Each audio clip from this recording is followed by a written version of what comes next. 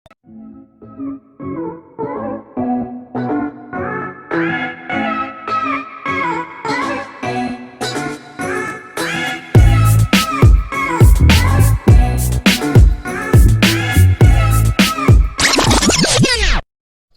mga bay, Floor is here. So now, as you can see, nag-video na intaw na ko, dili na lang audio recording kay aron makita sa ninyong akong kaanyag. Yeah. So, mao na to, ani ako karon para i-share kaninyo ang bagong recipe about kamote. So, Kani nga recipe di ay, walay nakatugan ako ani, ang ako arjong kaugalingon.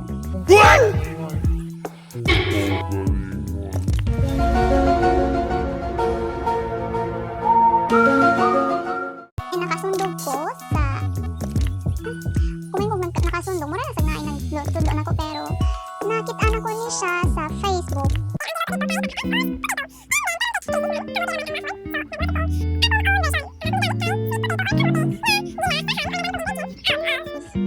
Paminta, black pepper, ground black pepper, salt. Basta makita na ninyo. Ready? 1, 2, 3, go!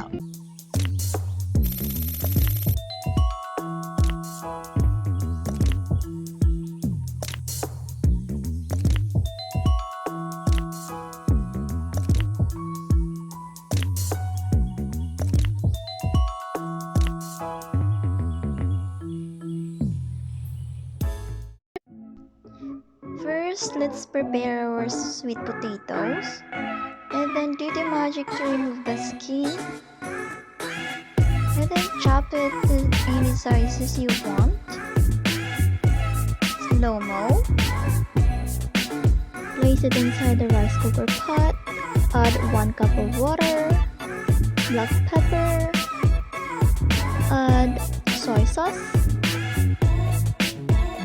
Add oil.